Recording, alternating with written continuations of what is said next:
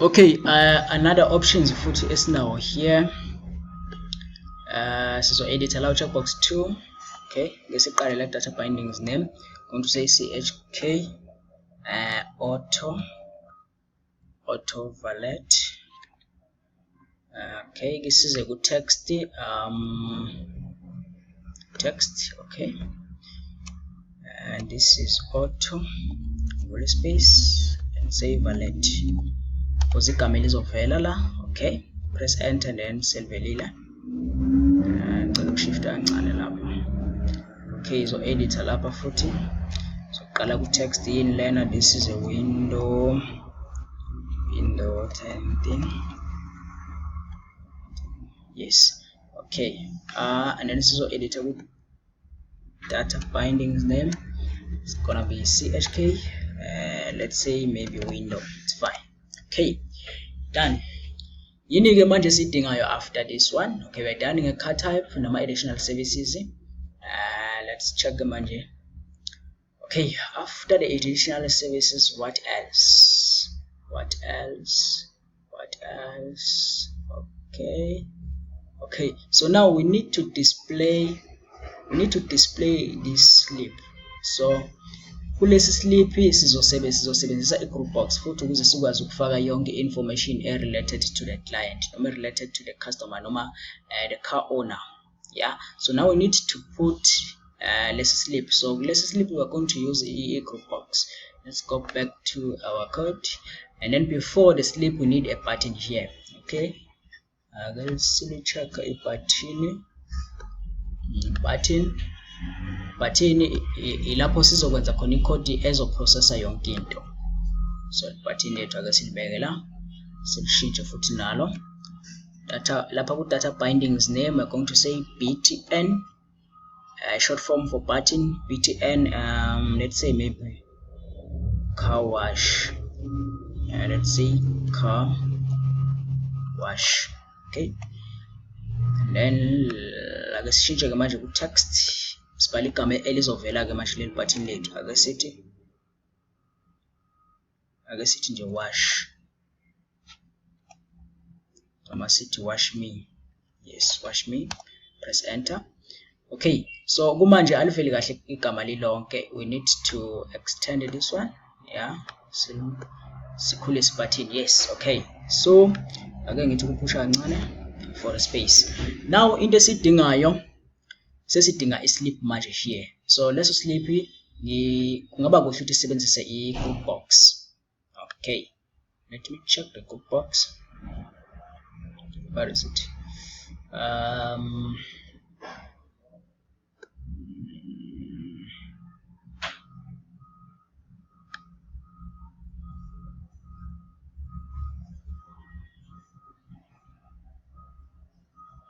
Okay, group box none.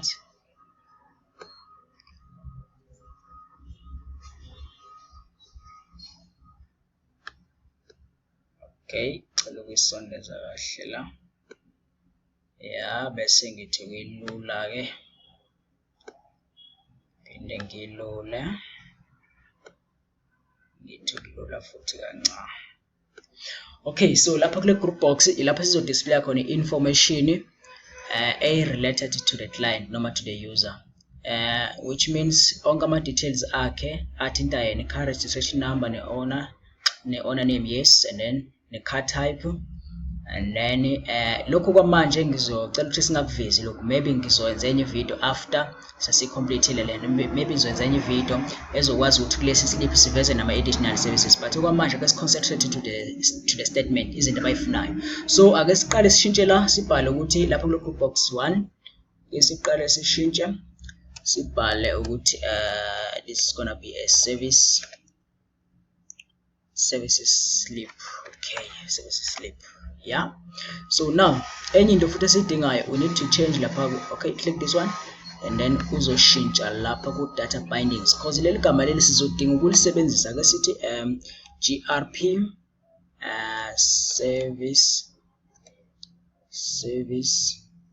slip, enter. Why ngithi sizolidinga ukulisebenzisa? Kungoba sifuna ukuthi uma nje eclicka Okay, ake sithi mhlambe useyirun press start irun iprogram. Okay, ashaya information aselect maybe SUV, maybe aselect and polishing. Kumele kahle kahle uma press and start uma irana lesi slip singaveli because usuke engakaperform i-transaction.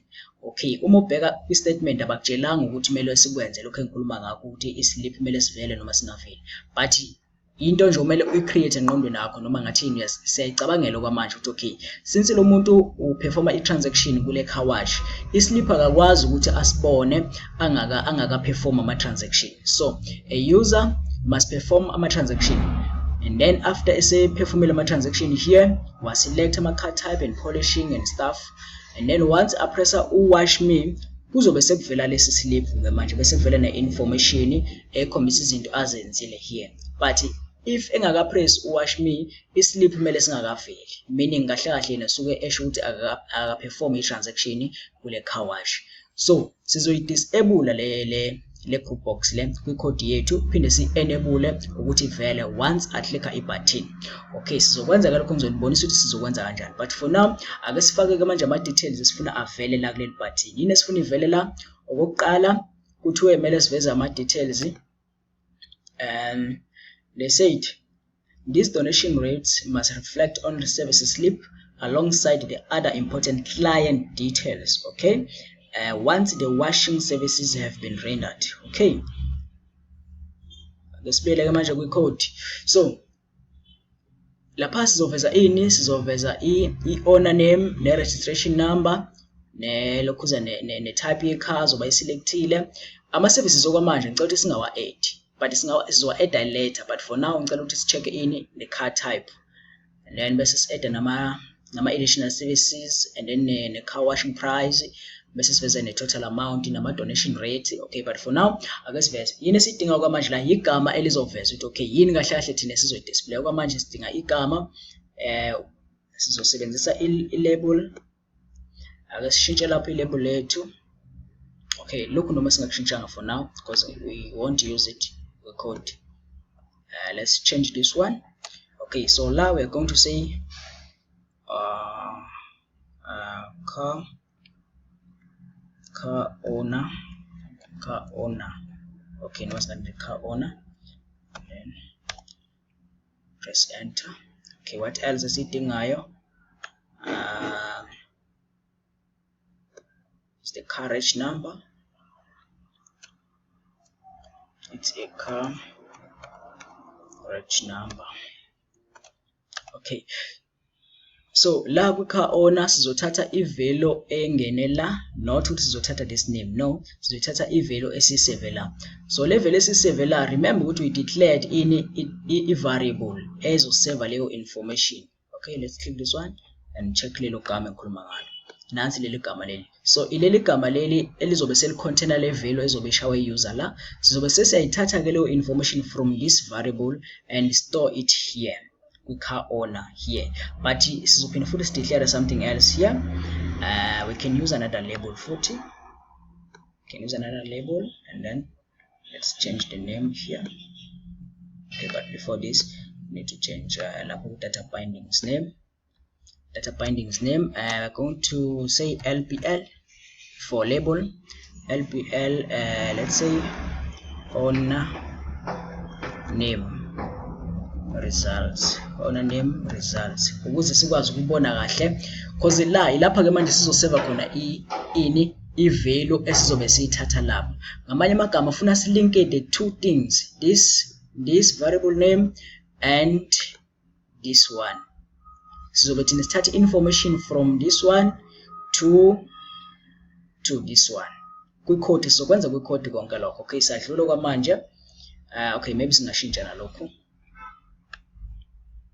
Label 5 singawushintsha naye, sithi nje name. Okay, it's fine. And then again we need another label for this one. Let's say maybe this is reg num results. Okay, ake sishintshe futhi nalapha data bindings name this one because zodinga kwi-code leli gama. We're going to say lbl car reg results, car reg results. Sifuna ukuthi ihlukaniseke lento ukuthi okay lapho sinabo results lapho khona si display khona ama answers wethu esiwafunayo. That's why yofaka results ukuze singabi confused. Then press enter. Lo reg number results lo ngeke avele kwi-code, it's just igama elizovela nje la ku-slave, but uma sesirana i-code ama answers wethu azo override lamagama lawo. Ama answers wethu lama answers obiwathatha lapha nalapha azofike override la. Kusho ukuthi override ukuthi uthathe enye into ibeke ngenhla kwenye noma ngaphezulu kwenye. So la uzofike kubhaleka igama. Let's say maybe lapha ku owner name beku Aaron. So lo name lo uzophuma bese kungena Aaron la. Maybe la beku ND400 then kuzophuma lo reg num results bese ku ND400. So kuzo overrideka ke lama details lawa. Okay, so what else futhi enye sidingayo, we need i-car type ayiselectile. If I select SUV mele isho la i-car type ukuthi your car type is SUV. Okay, we need another label foot. Then let's change this one. Let's say maybe let's say yeah, sorry, it's car type. Okay, press enter. Okay, for this asidingi ukuthi soshintsha lapha ku data bindings name because ngeke sikusebenzise ku code. Izinto ezosebenza ku code lokho because la sifuna ukudisplay khona ama answers wethu. For now lokho asikudingi lokho ku code, so ngeke sikushintshe lokho. There's no need to change this one because ngeke sikusebenzise ku code. Okay, now we need la sizo display khona ama results for i-car type. Let's take another label. Okay, la sometimes ungadecide ukusebenzisa ama text box, but ngibona ku right for ama label because kuzo overrideka lezi zinto lezi bese kuvela ama results, not ukuthi sifaka ama text box. Akusabuke kakubi kuhle. Okay, let's change this one.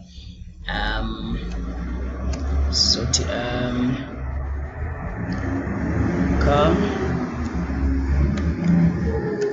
Okay, I guess change. Let's say this is a selected car type. Selected car type. Okay, let's check here. Igama leli esilisebenzisa kwi code it's lbl selected car type. So car type. Okay, enter.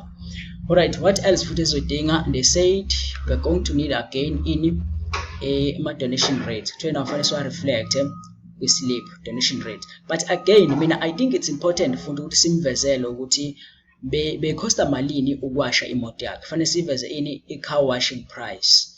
Mele siveze i-car washing price nani nama donation rates awadinga nama total final rates, total final amount siyayidinga nayo. Though bangasitshelanga la but siyadinga since this is a slip because la but just reflect in nama donation rates and then other important client details. Okay, so siyadinga i-total amount nani nalama donation rates nani ne-washing price ukuthi bekufanele kumele iwashwe ngamalini imoto.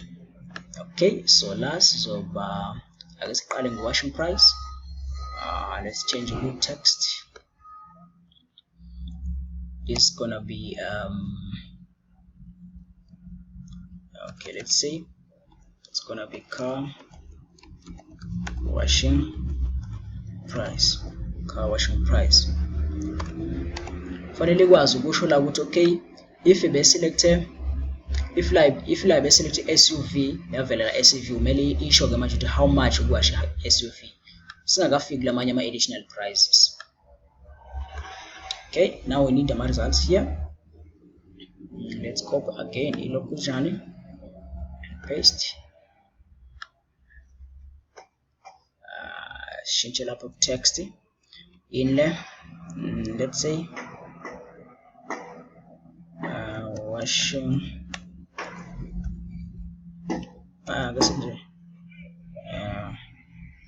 price results. Okay, it's fine. And then I guess change futhi data binding name. It's LPL